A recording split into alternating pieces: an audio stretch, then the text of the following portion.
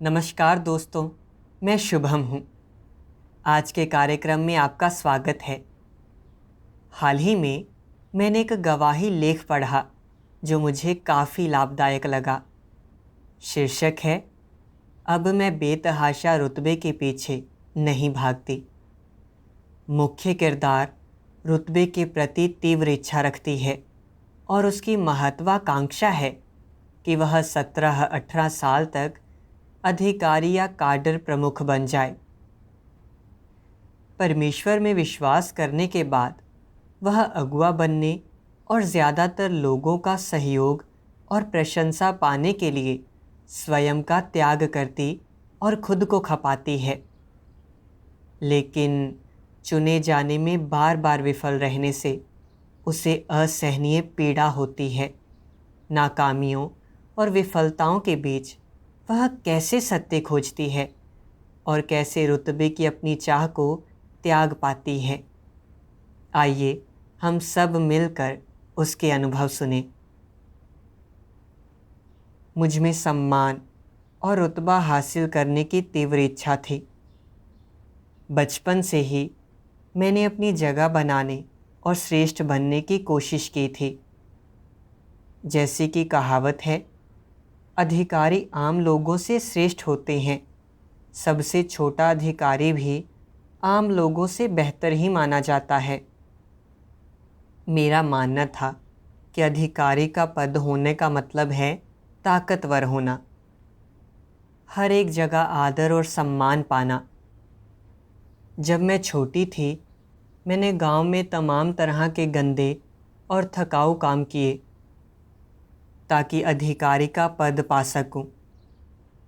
मैं किसी गुमनाम नायिका की तरह रात को खेतों में काम करती, लेकिन मेरी कम शिक्षा के कारण मैं चाहे जितनी भी कोशिश करती, केवल गांव में महिला संघ की मुखिया ही बन सकती थी। 1999 में मैंने अंत के दिनों का परमेश्वर का कार्य स्वीकारा और कलीसिया में सुसमाचार प्रचार का अपना कर्तव्य निभाया। सभाओं के दौरान उच्च स्तर के अगुवाओं को भाई बहनों से घिरे और उनसे तमाम तरह के सवाल पूछते देखती तो मुझे बहुत ईर्ष्या होती। अगुआ बनना अच्छी बात है, वे जहाँ भी जाते हैं सभी लोग उसे घेरे रहते हैं, कितना शानदार है। भविष्य में जब परमेश्वर का कार्य पूरा हो जाएगा, परमेश्वर इन अगुवाओं को निश्चित ही बचा लेगा। मुझे ईमानदारी से अनुसरण करना होगा। अगर मैं परमेश्वर के घर में अगुआ बन गई तो ना सिर्फ भाई बहन मेरा काफ़ी सम्मान करेंगे, बल्कि मुझे उद्धार पाने और पूर्ण बनने के अधिक अवसर भी मिलेंगे। अगर मैंने निष्ठापूर्वक अनुसरण किया और अपना कर्तव्य अच्छे से निभाया तो मुझे निश्चित ही अगुआ बनने का अवसर मिलेगा। उस समय हमारे इलाके में सुसमाचार फैलना शुरू ही हुआ था और सुसमाचार स्वीकारने वाले ज़्यादातर लोग हमारी पुरानी कलीसिया के भाई बहन ही थे। जैसे ही पादरी उनके काम में बाधा डालते या वे निराश होते या कठिनाइयों का सामना करते, मैं फ़ौरन उनकी मदद करती। सभी भाई बहन मेरे बारे में ऊंचा सोचते थे और वे अपनी किसी भी कठिनाई का हल खोजने मेरे पास ही आते। भले ही तब तक हमने कलीसिया स्थापित नहीं की थी और कोई कलीसिया अगुआ भी नहीं था, तो मैं अगुआ का ही काम करती थी। मेरे साथ अंत के दिनों का परमेश्वर का कार्य स्वीकारने वाले भी कहते थे, अगर भविष्य में किसी और को अगुआ नहीं चुना जा सका तो लीजिंग निश्चित ही चुनी जाएगी। यह सुनकर मुझे बहुत खुशी हुई। मैंने सोचा, मेरे साथ साथ परमेश्वर का नया कार्य स्वीकारने वाले भाई बहनों में कोई भी मुझसे बेहतर नहीं है। किसी ने भी मुझसे ज़्यादा खुद को नहीं खपाया है और भाई बहन सभी मेरा समर्थन करते हैं। तो जब अगुआ चुनने का समय आएगा, सभी लोग यकीनन मुझे ही चुनेंगे।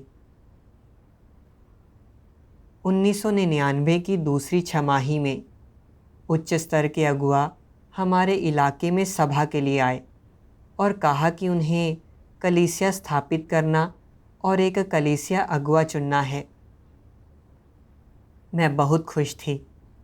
सोचा यह तो तय ही है कि मैं कलीसिया अगुआ चुनी जाऊंगी। सभा के दौरान मैं विश्वास के साथ उच्च अगुआ द्वारा चुनाव नतीजों की घोषणा की प्रतीक्षा कर रही थी, मगर अप्रत्याशित रूप से लियू चिंग को अगुआ चुन लिया गया और मुझे सुसमाचार उपयाजक चुना गया। नतीजे सुनते ही ऐसा लगा जैसे मेरे दिल पर ठंडा पानी उड़ेल दिया गया हो और अंदर तक ठंडी सिहरन दौड़ गई। चेहरा मुरझा गया और मैंने सोचा, मैं दिन भर सुसमाचार प्रचार, नए विश्वासियों के सिंचन और भाई बहनों की मेज़बानी में व्यस्त रहती हूँ, कभी खाली नहीं रहती।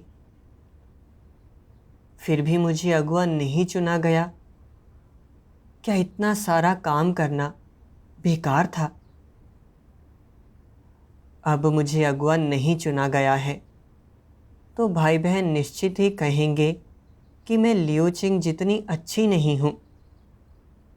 मैं अपना चेहरा कैसे दिखा पाऊँगी? सभा खत्म होने के बाद घर पहुँचकर मैंने इस बारे में जितना सोचा उतनी ही दुखी हो गई और पता भी नहीं चला कब मेरी आंखों से आंसू छलक पड़े। मैं अपने दिल में लियू चिंग से ईर्ष्या करने लगी। पहले हमारे संप्रदाय में तुम मेरी जितनी जोशीली नहीं थी, तो तुम अगुआ बनने योग्य कैसे हो गई? एक बार लियू चिंग नए विश्वासियों के सिंचन के बारे में मुझसे पूछने आई तो मैं गुस्से में आकर सोचने लगी, तुम कुछ भी नहीं समझती, फिर भी तुम अगुआ हो। अगर तुम इसे संभाल नहीं सकती तो पहले क्यों नहीं बताया? मैंने बेसब्री से जवाब दिया, तुम तो अगुआ हो ना, जाओ खुद ही इसका हल निकालो। लियू चिंग ने लाचार होकर कहा, मैंने तुमसे ये सवाल पूछे क्योंकि मैं इन्हें नहीं समझती। उसे ऐसा कहते सुनकर मुझे अपने दिल में थोड़ा अफसोस हुआ, तो मैंने अपना लहज़ा नरम करते हुए बताया कि क्या करना चाहिए। क्योंकि मैं अगुआ नहीं चुनी गई थी तो मेरे दिल में हमेशा हार की भावना रहती थी और अपने कर्तव्य में उत्साह नहीं जुटा पाती थी। पहले जब मैं सुसमाचार कार्य के बारे में खोज खबर लेती थी तो सक्रियता से भाई बहनों को संभावित सुसमाचार प्राप्तकर्ताओं की स्थिति समझने को कहती थी और सुसमाचार प्रचार में उनका साथ देती थी। मगर अब भले ही कोई संभावित सुसमाचार प्राप्तकर्ता नहीं होता, मैं सक्रियता से उनकी खोज नहीं करती थी। कभी कभी जब मैं घर में अकेली होती तो सोचती, मैं लोगों का स्वागत सत्कार करती रही और सुसमाचार प्रचार करती रही, फिर भी अंत में मुझे अगुआ नहीं चुना गया। भविष्य में मेरे लिए उद्धार की क्या उम्मीद है? मैंने इस बारे में जितना सोचा उतनी ही निराश हुई और अपनी दशा के बारे में परमेश्वर से प्रार्थना की, परमेश्वर, मैं अगुआ नहीं बनी और अब मुझे कोई प्रेरणा महसूस नहीं होती, मुझे परेशानी महसूस होती है, मगर मैं नहीं जानती कि इस दशा को कैसे बदलें। कृपया करके अपना इरादा समझने में मेरी अगुवाई करो। एक दिन सुबह के भक्ति के कार्य के दौरान मैंने परमेश्वर के ये वचन पढ़े। सर्वशक्तिमान परमेश्वर कहता है, मैं उन सभी से प्रेम करता हूँ जो ईमानदारी से मुझे चाहते हैं। यदि तुम लोग मुझसे प्रेम करने पर ध्यान केंद्रित करते हो, तो मैं निश्चित रूप से तुम लोगों को अत्यधिक आशीष दूंगा। क्या तुम लोग मेरे इरादों को समझते हो? मेरे घर में उच्च और निम्न हैसियत के बीच कोई भेद नहीं है। हर कोई मेरा पुत्र है और मैं तुम लोगों का पिता, तुम लोगों का परमेश्वर हूँ। मैं सर्वोच्च और अद्वितीय हूँ। मैं ब्रह्मांड को और सभी चीजों को नियंत्रित करता हूँ। तुम्हें मेरे घर में विनम्रता के साथ और गुमनामी में मेरी सेवा करनी चाहिए। यह वाक्यांश तुम्हारा आदर्श वाक्य होना चाहिए। पेड़ का पत्ता मत बनो, बल्कि पेड़ की जड़ बनो और जीवन में गहराई तक जड़ जमाओ। जीवन के वास्तविक अनुभव में प्रवेश करो। मेरे वचनों के अनुसार जियो। हर मामले में मुझे और अधिक खोजो और मेरे निकट आओ और मेरे साथ संगति करो। किसी भी बाहरी चीज पर ध्यान मत दो और किसी भी व्यक्ति, घटना या चीज के आगे बेबस मत हो, बल्कि मैं क्या हूं इस बारे में केवल आध्यात्मिक लोगों के साथ संगति करो। मेरे इरादों को समझो, मेरे जीवन को अपने में प्रवाहित होने दो और मेरे वचनों को जियो और मेरी अपेक्षाओं का पालन करो। परमेश्वर के वचन पढ़कर मैंने समझा कि परमेश्वर के घर में ऊंचे या नीचे रुतबे के बीच कोई अंतर नहीं है। हमारे लिए परमेश्वर का इरादा सत्य का अनुसरण करना और उसे संतुष्ट करने के लिए गुमनामी में अपना कर्तव्य अच्छे से निभाना है। परमेश्वर नहीं चाहता कि हम रुतबे के पीछे भागें, बल्कि सत्य का अनुसरण करें और जीवन प्राप्त करें। रुतबा हासिल करना एक तरह की बाहरी शोभा है, लेकिन यह निरर्थक और खोखला है। जैसे कि पत्ते खूबसूरत होते हैं मगर पतझड़ में गिर जाते हैं। फूल सुंदर होते हैं और लोग उनकी तारीफ करते हैं, मगर फल लगे बिना जीवन नहीं होता। मैं हमेशा से अगुआ बनना चाहती थी ताकि लोग मेरा सहयोग और प्रशंसा करें, मेरी बात सुने और सम्मान दें, उनके दिलों में मेरा रुतबा हो। पर वास्तव में इन चीज़ों के पीछे भागने का क्या अर्थ था? अंत के दिनों का परमेश्वर का कार्य लोगों का न्याय करने, उन्हें स्वच्छ करने और सत्य की आपूर्ति करने के लिए है। अगर मैंने सत्य का अनुसरण नहीं किया, अगर मेरा भ्रष्ट स्वभाव नहीं बदला और मैंने सत्य हासिल नहीं किया, तो क्या मेरा विश्वास करना व्यर्थ नहीं हो गया? मैंने रुतबे को बहुत ऊंचा मान लिया, इसके बिना निराश हो गई और सुसमाचार का प्रचार करने का उत्साह खो बैठी। मुझे एहसास हुआ कि मैंने सत्य का नहीं बल्कि प्रतिष्ठा और रुतबे का अनुसरण किया था। क्या यह परमेश्वर के इरादों से अलग जाना नहीं था? मैंने परमेश्वर से प्रार्थना की, परमेश्वर, रुतबा पाने की मेरी चाह बहुत बड़ी थी। जब मैंने दूसरों को अगुआ बनते और खुद को ना चुने जाते देखा तो मैं निराश हो गई। संसार में मैंने अधिकारी और काडर का सदस्य बनने की कोशिश की थी। अब जबकि मैं परमेश्वर के घर में हूँ, अभी भी उन्हीं चीज़ों के पीछे भाग रही हूँ। यह संसार में मेरी भूमिका से ज़रा भी अलग कहाँ है? परमेश्वर, अब मैं रुतबे के पीछे नहीं भागना चाहती। मैं तुम्हें संतुष्ट करने के लिए तुम्हारी अपेक्षाओं के अनुसार सृजित प्राणी के रूप में अपना कर्तव्य निभाना चाहती हूँ। इसके बाद मेरी दशा बदली और मुझ में सुसमाचार फैलाने का उत्साह जगा। जब लियो चिंग को कठिनाई होती और वह मुझसे पूछने आती तो मैं जितना भी समझ पाती उसके साथ संगति करती, सोचती कि यह सब कलीसिया के कार्य का ही हिस्सा है।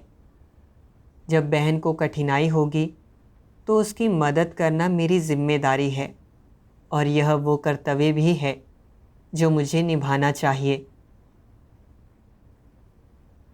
2 महीने बाद लियो चिंग को बर्खास्त कर दिया गया क्योंकि वह वास्तविक कार्य नहीं कर पाई और भाई बहनों ने मुझे कलीसिया अगुआ चुन लिया। मैं दिल से बहुत खुश हुई।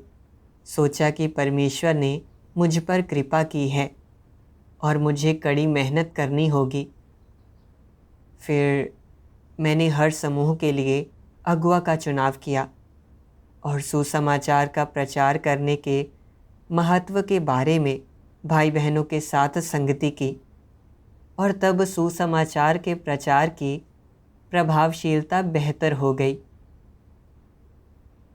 मैं दिन में सुसमाचार का प्रचार करती और रात को नए विश्वासियों का सिंचन करती। अगर भाई बहन निराश या कमज़ोर होते तो उनकी मदद करने के लिए उनसे मिलती। सभी गर्मजोशी से मेरा स्वागत करते और मन में कोई सवाल होने पर मेरे पास ही आते। भाई बहनों को अपने आसपास जमा होते और मेरा काफ़ी सम्मान करते देखकर मैं इस एहसास का बहुत आनंद लेती। सोचती, अगुआ बनना कितना अच्छा है। अगर मैं कलीसिया का सारा काम अच्छे से करती हूँ तो मेरे पास और आगे बढ़ने के मौके होंगे। अगर मैं वरिष्ठ अगुआ बन पाई तो मुझे और अधिक सम्मान मिलेगा। बाद में उच्च स्तर के अगुआ हमारे साथ सभा करने आए तो कहा कि उन्हें अनेक कलीसिया अगुआओं में से एक प्रचारक चुनना है।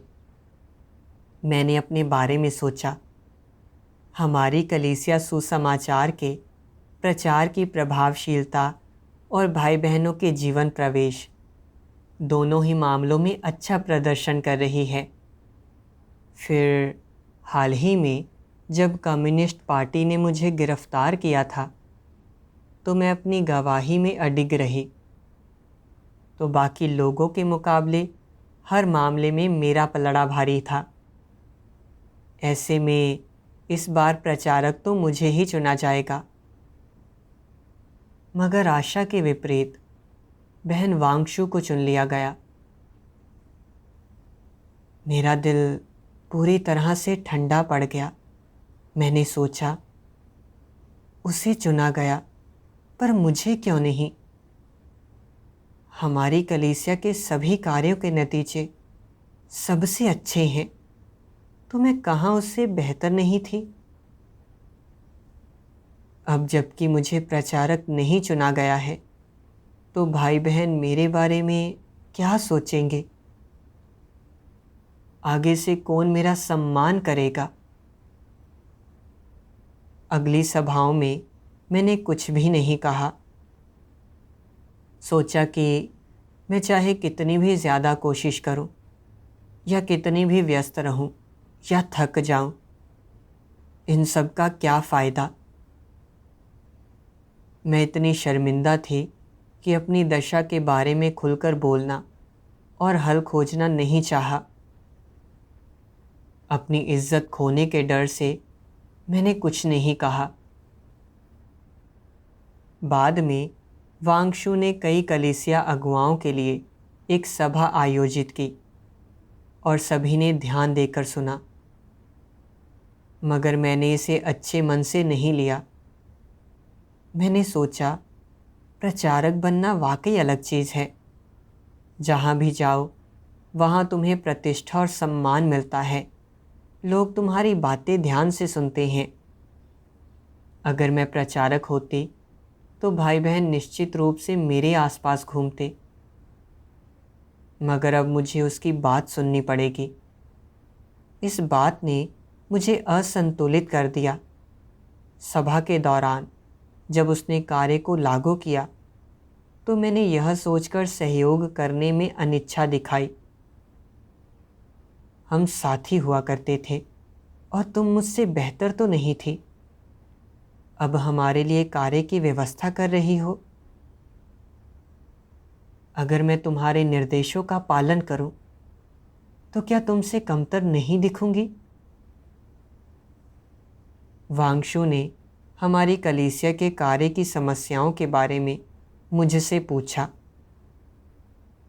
तो मैंने उदासीन चेहरे के साथ बेपरवाही से जवाब दिया, हमारी कलीसिया में अधिक समस्याएं नहीं हैं। हमने उन्हें अपने आप ही सुलझा लिया है। तब उसने हमारे सुसमाचार कार्य की प्रगति के बारे में पूछा, तो मैं अब और जवाब नहीं देना चाहती थी। तो मैंने सख्त लहजे में जवाब दिया, हमारे सुसमाचार कार्य की प्रभावशीलता का तो कहना ही क्या। दूसरी कलीसियाएं तो हमारे मासिक नतीजों के मुकाबले आधी दूरी तक भी नहीं पहुंची हैं। जब उसने नए विश्वासियों की स्थिति के बारे में सवाल पूछे तो मेरा सब्र टूट गया। मैंने कहा, हमारे कुछ अगुआ और कार्यकर्ता नए विश्वासियों का सिंचन करते हैं और वे अच्छा काम कर रहे हैं। अगर तुम्हें विश्वास नहीं होता तो जाकर खुद ही देख सकती हो। वांगशु मेरे रवैये से बेबस हो गई और सभा का माहौल अजीब हो गया। मैं निरंतर ईर्ष्या और असंतुष्टि की दशा में जी रही थी और मेरी आत्मा में अंधेरा था। अपना कर्तव्य निभाने में मेरी रुचि नहीं रही। बस जैसे तैसे काम निपटाती। जहाँ संभावित सुसमाचार प्राप्त करता होते, मैं अब उनके बीच सुसमाचार का प्रचार नहीं करना चाहती। सुसमाचार के प्रचार की प्रभावशीलता गिरने लगी। जब अगुआ मेरे साथ संगति करने और मेरी मदद करने आए तो मैं सुनने में असमर्थ थी। अंत में मुझे बर्खास्त कर दिया गया। उसके बाद मैंने आत्मचिंतन किया। जब बहन वांगशु प्रचारक बनी तब मैं असहज और असंतुष्ट क्यों हो गई?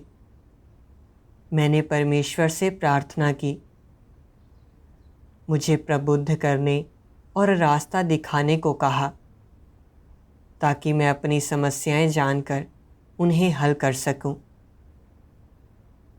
फिर मैंने परमेश्वर के ये वचन पढ़े, सर्वशक्तिमान परमेश्वर कहता है, तुम लोगों के अनुसरण में तुम्हारी बहुत सी व्यक्तिगत धारणाएं, आशाएं और भविष्य होते हैं। वर्तमान कार्य तुम लोगों की रुतबा पाने की अभिलाषा और तुम्हारी असंयत इच्छाओं की काट छांट करने के लिए है। आशाएं, रुतबा और धारणाएं सभी शैतानी स्वभाव के विशिष्ट प्रतिनिधित्व हैं। बहुत सालों से जिन विचारों पर लोगों ने अपने अस्तित्व के लिए भरोसा रखा था, वे उनके हृदय को इस स्थिति तक दूषित कर रहे हैं कि वे विश्वासघाती, डरपोक और नीच हो गए हैं। उनमें न केवल इच्छा शक्ति और संकल्प का अभाव है, बल्कि वे लालची, अभिमानी और स्वेच्छाचारी भी बन गए हैं। उनमें खुद से ऊपर उठने के संकल्प का सर्वथा अभाव है।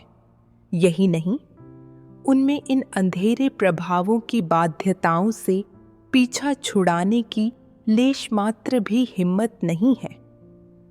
लोगों के विचार और जीवन इतने सड़े हुए हैं कि परमेश्वर पर विश्वास करने के बारे में उनके दृष्टिकोण अभी भी बेहद विभत्स हैं। यहाँ तक कि जब लोग परमेश्वर में विश्वास के बारे में अपना दृष्टिकोण बताते हैं तो इसे सुनना मात्र ही असहनीय होता है।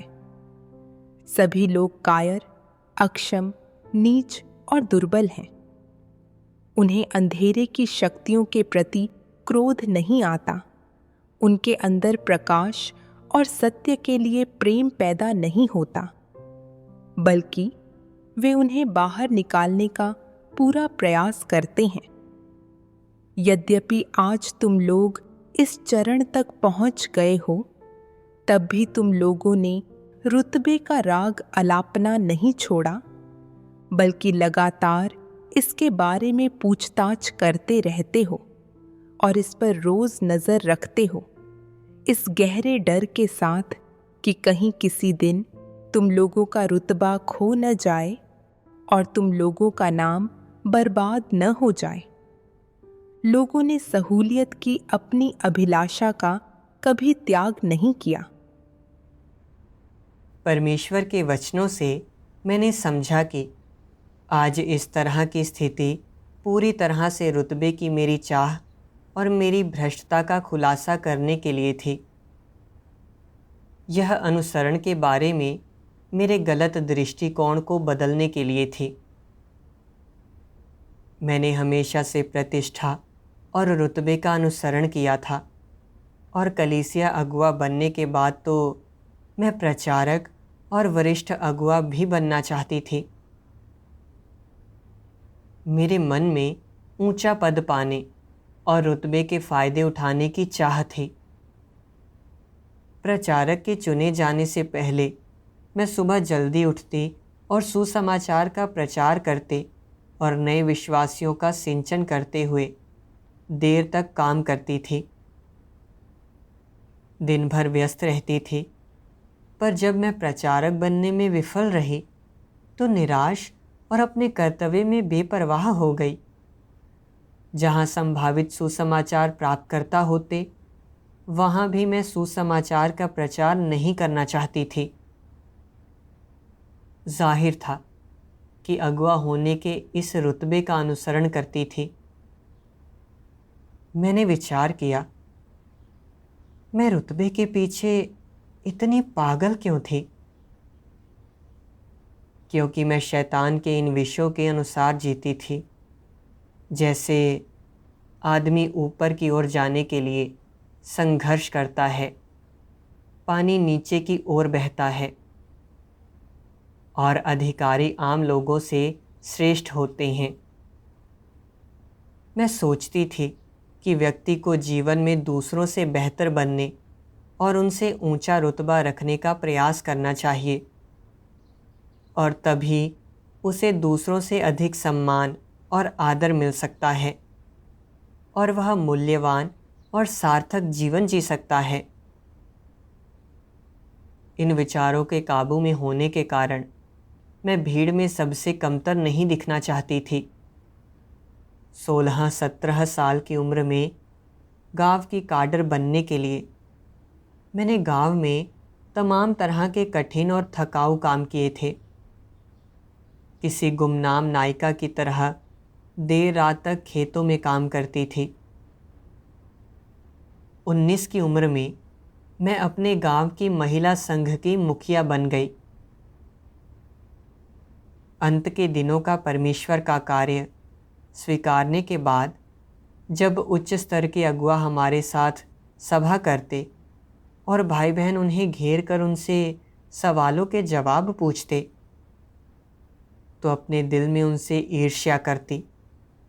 अगुआ चुने जाने के लिए मैंने त्याग किया और खुद को खपाया। सुबह से शाम तक निष्ठापूर्वक काम किया। कोई भी कठिनाई झेलने को तैयार थी।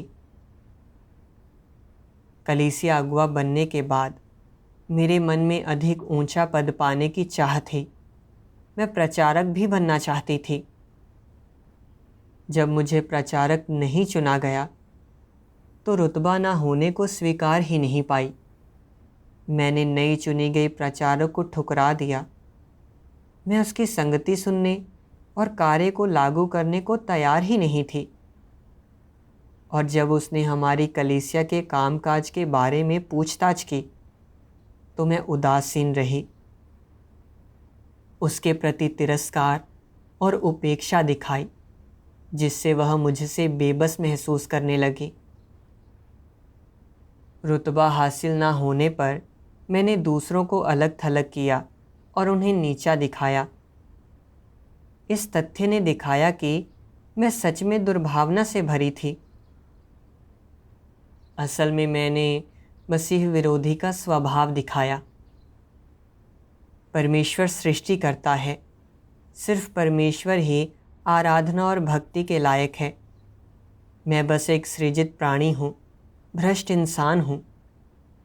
मुझ में ऐसी क्या योग्यता थी जिससे दूसरे मेरा सम्मान करते? मुझ में वाकई विवेक और शर्म नाम की चीज़ ही नहीं थी। परमेश्वर ने मुझे अगुआ का कर्तव्य करने का अभ्यास करने का अवसर दिया, इस उम्मीद में कि मैं सत्य का अनुसरण करूंगी, भाई बहनों के साथ सामंजस्यपूर्ण सहयोग करूंगी, एक दूसरे की खूबियों की पूरक बनूंगी और कमियों को पूरा करूंगी और मिलजुल कर अपने कर्तव्य अच्छे से निभाऊंगी। मगर मैंने सत्य का अनुसरण नहीं किया, हमेशा रुतबे के पीछे भागी ताकि लोग मेरी प्रशंसा करें। प्रतिष्ठा और रुतबे की खातिर मैं ईर्ष्यालु और द्वेषपूर्ण भी हो गई, दूसरों को बेबस और अलग करने लगी, जिससे भाई बहनों को नुकसान हुआ और कलीसिया के कार्य में गड़बड़ियाँ हुई। मुझे एहसास हुआ कि रुतबे के पीछे भागना परमेश्वर के प्रतिरोध का मार्ग था, और अगर मैंने पश्चाताप नहीं किया तो अंत में परमेश्वर के दंड की भागी बनूंगी। मैंने परमेश्वर से प्रार्थना की, हे परमेश्वर, मैं इतनी भ्रष्ट इंसान हूँ, हमेशा दूसरों से प्रशंसा पाना चाहती हूँ। मेरी कथनी और करनी तुम्हारी नफ़रत के लायक है। अब मैं प्रतिष्ठा और रुतबे के पीछे भागने के बजाय तुम्हारी ओर मुड़ना चाहती हूँ। सत्य का अनुसरण करने के मार्ग पर मेरी अगुवाई करो। एक दिन मैंने परमेश्वर के और वचन पढ़े। सर्वशक्तिमान परमेश्वर कहता है, इंसान ने कभी भी मुझसे ईमानदारी से प्रेम नहीं किया। जब मैं उसकी प्रशंसा करता हूँ तो वह अपने आप को अयोग्य समझता है, लेकिन इससे वह मुझे संतुष्ट करने की कोशिश नहीं करता। वह मात्र उस रुतबे को पकड़े रहता है जो मैंने उसके हाथों में सौंपा है, और उसकी बारीकी से जांच करता है। मेरी मनोरमता के प्रति असंवेदनशील बनकर वह अपने रुतबे के लाभों में लिप्त रहता है। क्या यह मनुष्य की कमी नहीं है? जब पहाड़ सरकते हैं तो क्या वे तुम्हारे रुतबे की खातिर अपना रास्ता बदल सकते हैं? जब समुद्र बहते हैं तो क्या वे मनुष्य के रुतबे के सामने रुक सकते हैं? क्या मनुष्य का रुतबा आकाश और पृथ्वी को पलट सकता है? मैं प्रत्येक व्यक्ति की मंजिल उसकी आयु, वरिष्ठता और उसके द्वारा सही गई पीड़ा की मात्रा के आधार पर तय नहीं करता, और सबसे कम इस आधार पर तय नहीं करता कि वह किस हद तक दया का पात्र है, बल्कि इस बात के अनुसार तय करता हूँ कि उनके पास सत्य है या नहीं। इसके अतिरिक्त अन्य कोई विकल्प नहीं है। तुम लोगों को यह समझना चाहिए कि जो लोग परमेश्वर की इच्छा का अनुसरण नहीं करते वे सब दंडित भी किए जाएंगे। यह एक ऐसा तथ्य है जिसे कोई व्यक्ति नहीं बदल सकता। इसलिए जो लोग दंडित किए जाते हैं वे सब इस तरह परमेश्वर की धार्मिकता के कारण और अपने अनगिनत बुरे कार्यों के प्रतिफल के रूप में दंडित किए जाते हैं। परमेश्वर के वचन पढ़कर मैंने समझा कि रुतबा लोगों को बचा नहीं सकता और जब आपदा आएगी तो रुतबा जीवित रहना सुनिश्चित नहीं करेगा। परमेश्वर इस आधार पर लोगों की मंजिलें और परिणाम तय करता है कि उसके पास सत्य है या नहीं, चाहे उनका रुतबा जो भी हो। अगर वे सत्य का अनुसरण करते हैं और उनका स्वभाव बदल जाता है तो वे परमेश्वर का उद्धार पा सकते हैं। पहले मैं सोचती थी कि जितना ऊंचा रुतबा होगा बचाए और पूर्ण किए जाने का अवसर उतना ही अधिक होगा। इसलिए मैं बेतहाशा रुतबे के पीछे भागी, सब कुछ त्याग कर किसी भी कीमत पर रुतबा हासिल करने के लिए कोई भी कठिनाई झेलने को तैयार थी। मैंने रुतबा हासिल करने को अपने अनुसरण का लक्ष्य और जीवन की दिशा बना दिया। जब मुझे अगुआ या प्रचारक नहीं चुना गया तो मैं निराश हो गई और अपना कर्तव्य निभाने का उत्साह खो बैठी। इस गलत दृष्टिकोण के साथ जीकर मुझे बहुत पीड़ा मिली।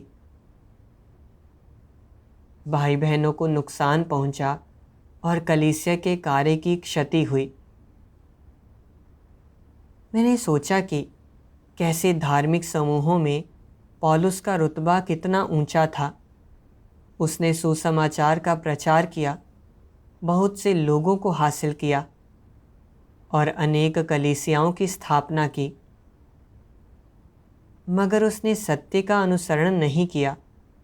उसका जीवन स्वभाव नहीं बदला और अंत में उसने परमेश्वर के दंड का सामना किया। वहीं पतरस का काम पौलुस जितना गहन नहीं रहा, पर पतरस ने सत्य का और परमेश्वर को प्रेम करने का अनुसरण किया और एक सृजित प्राणी के कर्तव्य पूरे करने की कोशिश की। अंत में पतरस को परमेश्वर ने पूर्ण बनाया और उसे परमेश्वर की मंजूरी मिली। मैं गलत दृष्टिकोण के अनुसार जीकर पौलुस जैसे मार्ग पर ही चल रही थी। अगर मैं इसी मार्ग पर चलती रही तो अंत में यकीनन मेरा भाग्य भी पौलुस जैसा ही होगा। बाद में मैंने परमेश्वर के वचनों का एक और अंश पढ़ा जिससे मुझे अभ्यास का मार्ग और स्पष्ट हो गया। सर्वशक्तिमान परमेश्वर कहता है, लोग ऐसे सृजित प्राणी हैं जिनके पास गर्व करने के लिए कुछ नहीं है।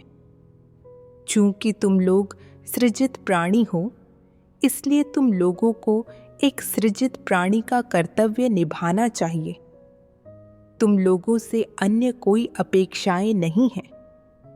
तुम लोगों को ऐसे प्रार्थना करनी चाहिए, हे परमेश्वर, चाहे मेरे पास रुतबा हो या न हो, अब मैं स्वयं को समझती हूँ। यदि मेरा रुतबा ऊंचा है तो यह तुम्हारे उत्कर्ष के कारण है, और यदि यह निम्न है तो यह तुम्हारे आदेश के कारण है। सब कुछ तुम्हारे हाथों में है। मेरे पास न तो कोई विकल्प है न ही कोई शिकायत है। तुमने निश्चित किया कि मुझे इस देश में और इन लोगों के बीच पैदा होना है और मुझे पूरी तरह से तुम्हारे प्रभुत्व के अधीन समर्पित होना चाहिए, क्योंकि सब कुछ उसी के भीतर है जो तुमने निश्चित किया है। मैं रुतबे पर ध्यान नहीं देती हूँ। आखिरकार मैं एक सृजित प्राणी ही तो हूँ। यदि तुम मुझे अथाह गड्ढे में आग और गंधक की झील में डालते हो, तो मैं एक सृजित प्राणी से अधिक कुछ नहीं हूं। यदि तुम मेरा उपयोग करते हो तो मैं एक सृजित प्राणी हूं। यदि तुम मुझे पूर्ण बनाते हो, मैं तब भी एक सृजित प्राणी हूं। यदि तुम मुझे पूर्ण नहीं बनाते, तब भी मैं तुझसे प्रेम करती हूं, क्योंकि मैं एक सृजित प्राणी से अधिक कुछ नहीं हूं। मैं सृष्टि के प्रभु द्वारा रचित एक सूक्ष्म सृजित प्राणी से अधिक कुछ नहीं हूं। सृजित मनुष्यों में से सिर्फ एक हूं। तुमने ही मुझे बनाया है और अब तुमने एक बार फिर मुझे अपने हाथों में अपनी दया पर रखा है।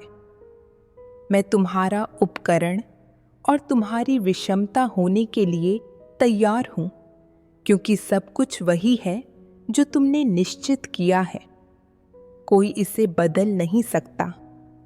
सभी चीजें और सभी घटनाएं तुम्हारे हाथों में हैं।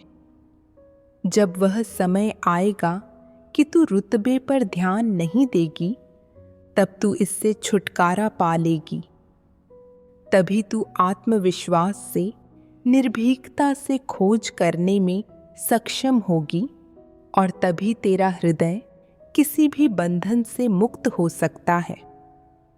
एक बार लोग जब इन चीजों से मुक्त हो जाते हैं, तो उनके पास और कोई चिंता नहीं होती।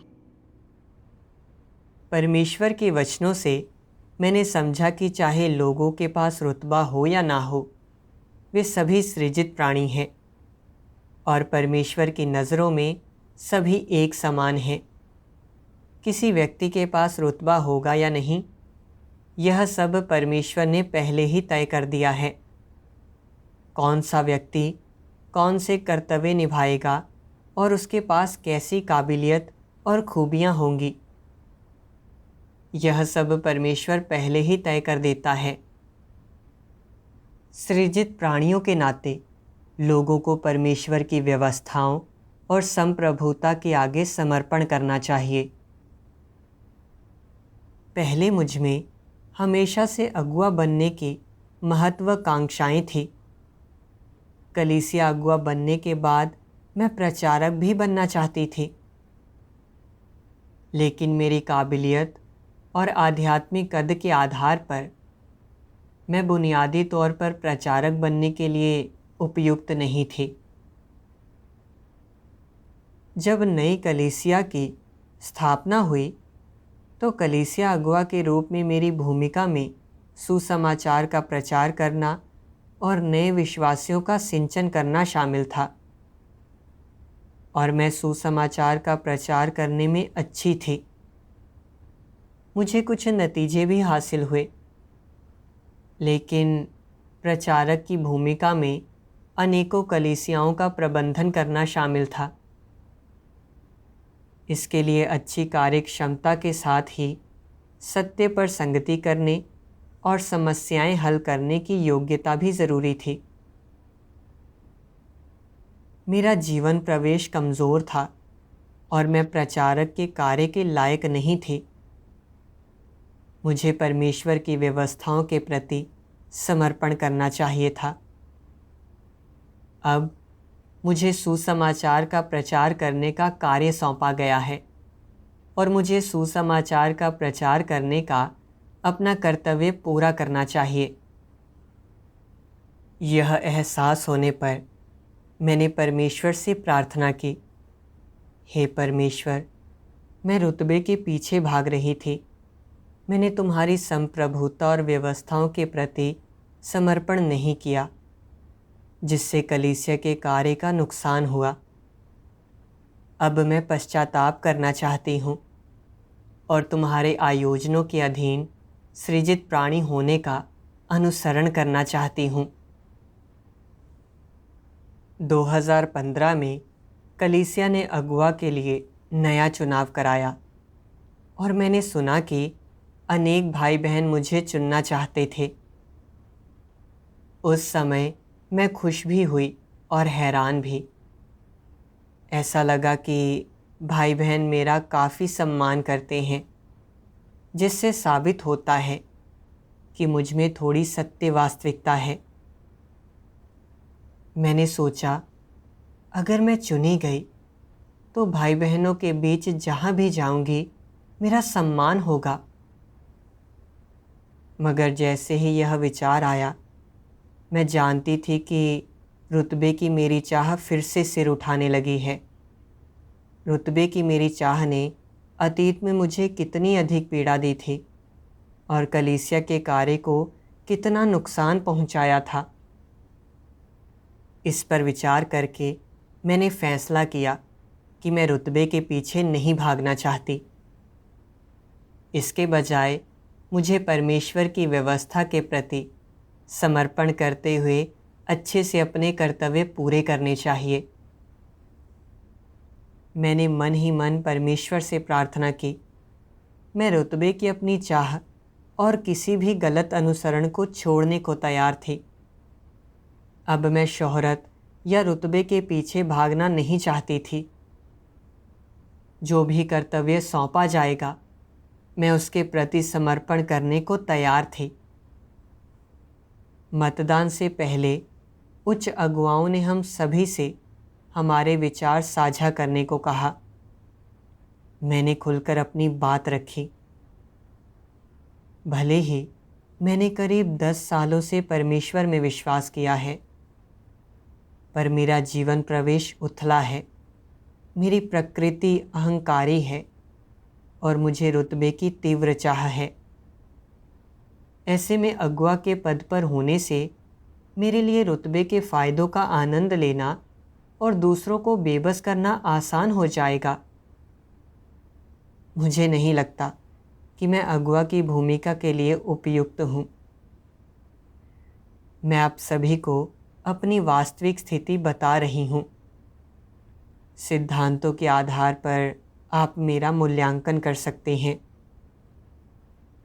बोलने के बाद मुझे बहुत शांति महसूस हुई। अंत में भाई बहनों ने 2 अन्य बहनों को कलीसिया अगुआ चुन लिया और मुझे सुसमाचार उपयाजक चुना गया। मैंने परमेश्वर का बहुत आभार माना और तहे दिल से अपना कर्तव्य निभाने को तैयार थी। उसके बाद मैंने अपने सुसमाचार कार्य पर ध्यान दिया। 2 कलीसिया अगुवाओं ने हाल ही में अभ्यास करना शुरू किया था, इसलिए जब मैंने देखा कि उनके कार्य के कुछ पहलू उपयुक्त नहीं थे, तो मैंने इसे ठीक करने के लिए इस मामले को सामने लाकर उनसे संगति की। मुझे लगा कि यह रवैया अच्छा है। इससे पहले जब भी मैं किसी को अगुआ पद पर देखती तो बेचैन हो जाती थी। अगुआ पद को अपने अनुसरण का लक्ष्य मानती थी। अब मैं समझ गई कि केवल सत्य का अनुसरण करके ही उद्धार पाया जा सकता है। रुतबे के पीछे भागना निरर्थक है। मैंने अपने दिल की गहराइयों से रुतबे की अपनी चाह को त्यागना सीख लिया। चाहे कोई भी अगुआ बने, मैं उनके साथ सही ढंग से पेश आ सकती हूँ। मैं सिर्फ दृढ़ता से सत्य का अनुसरण करना, अच्छे से अपने कर्तव्य निभाना और परमेश्वर के दिल को सुकून देना चाहती हूँ। आज का कार्यक्रम यहीं समाप्त होता है। शायद इससे आपको कुछ समझ आया हो या आपने कुछ हासिल किया हो। नीचे कमेंट करके ज़रूर बताएं। देखने के लिए आप सभी का धन्यवाद। अगली बार मिलते हैं।